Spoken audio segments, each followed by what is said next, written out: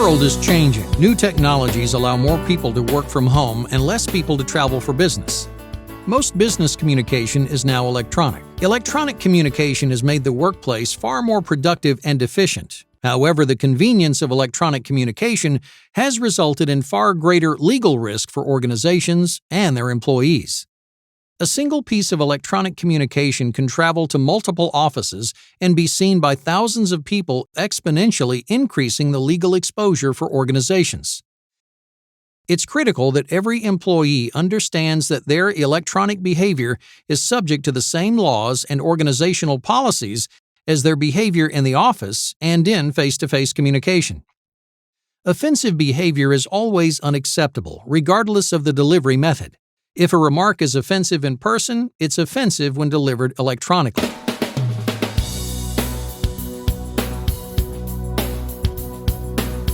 Electronic harassment is the use of computers, cell phones, or other electronic devices to threaten, embarrass, intimidate, harass, or humiliate coworkers or other persons in the workplace.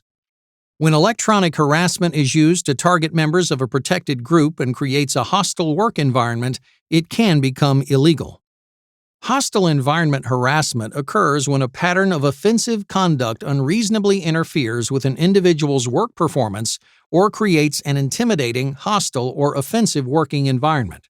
The federal government protects employees from harassment and discrimination based on race, color, national origin, religion, disability, family status, including marital status and pregnancy, sex, including sexual orientation, gender identity, and transgender status, age, 40 and over, and genetic information.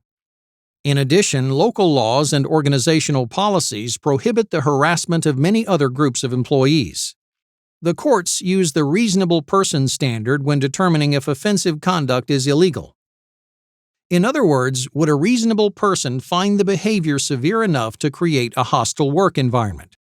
The law only looks at the perception of the victim. The perpetrator's intent is irrelevant in court. Quid pro quo harassment occurs when a manager or supervisor withholds or awards job benefits on the basis of sexual favors. Quid pro quo harassment can also occur electronically. For instance, a manager cannot withhold or award job benefits in an effort to force employees to send inappropriate pictures or engage in sexting. Additionally, employees may not be made to endure harassment as a condition of employment. For instance, a manager cannot tell salespeople that they will have to put up with degrading jokes and pictures sent to them electronically because this behavior is commonplace in sales departments. Just one incidence of quid pro quo harassment is illegal.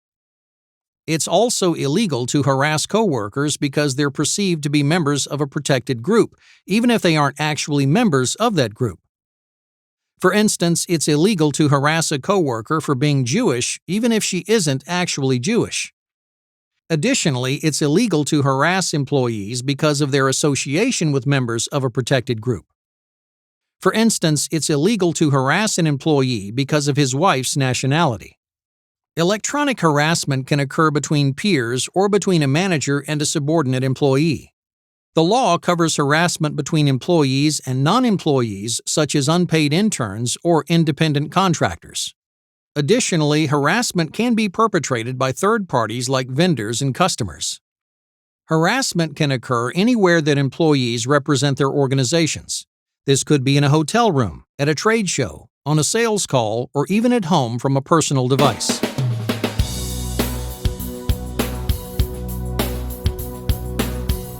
The following are examples of electronic harassment that may create a hostile work environment and therefore leave employers potentially liable.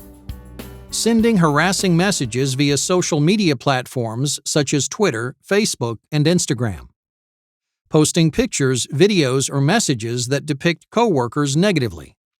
Cyberstalking by obsessively following a coworker on their social media networks and blogs. Sending harassing, intimidating, sexually explicit, or inappropriate text messages or photos by text, email, or instant messaging. Sharing secrets about victims with other employees, such as their search for another job or their sexuality.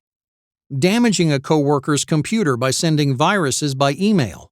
Encouraging others to harass a victim by falsely claiming the person has harmed them or their family. Threatening to release harmful information about victims to blackmail them. Impersonating coworkers, business associates, managers, or company executives to post or send inflammatory comments. Posing as the target to express interest in sex on dating sites, social media, or through electronic communications. Harassing a coworker during a live chat, conference call, or video meeting. Sending or posting hateful speech that attacks a specific aspect of the target's identity, such as race, ethnicity, religion, or gender identity. Message bombing or intentionally flooding phone or email accounts to limit or block access to a coworker's devices. Sending or posting private sexually explicit images or videos of coworkers or business associates. Damaging a coworker's reputation by posting false information online, such as fictitious criminal records or lies about sexually transmitted diseases.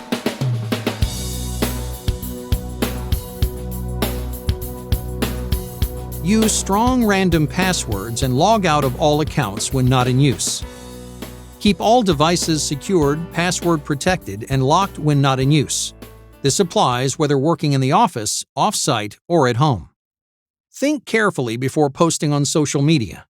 Only comments, photos, or messages that do not violate company policies are acceptable. Even posts on personal accounts from personal devices could be seen by coworkers or business associates. Make sure that all communication sent via text, email, or instant messaging does not violate company policy or break local, state, or federal laws. Promptly notify managers or supervisors about inappropriate behavior by following organizational reporting procedures.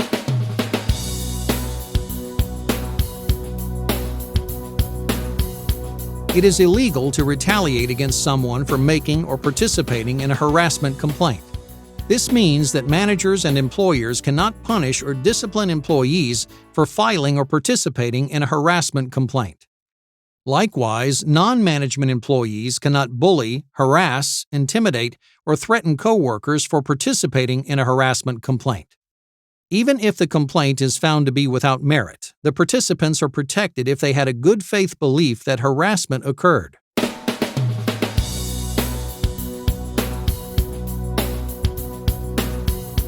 Electronic harassment and retaliation can result in disciplinary actions including written warnings, suspension, demotion, and termination.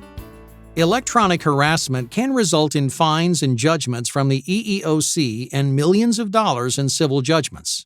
Some types of electronic harassment may violate criminal laws such as pornography or cyberstalking. Employees who violate the law could face restraining orders and even prison time. Electronic harassment causes decreased productivity, employee turnover, absences, and elevated medical costs due to added stress at work. Harassment charges often affect future career advancement and may even hamper the ability to be hired by another organization. The loss of personal reputation and trust with coworkers, friends, and family can be devastating and life-altering.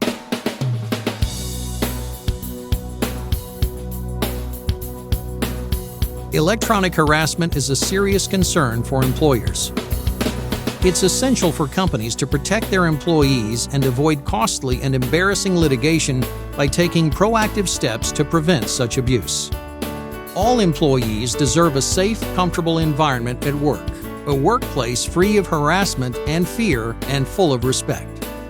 It's up to everyone to do their part in preventing harassment.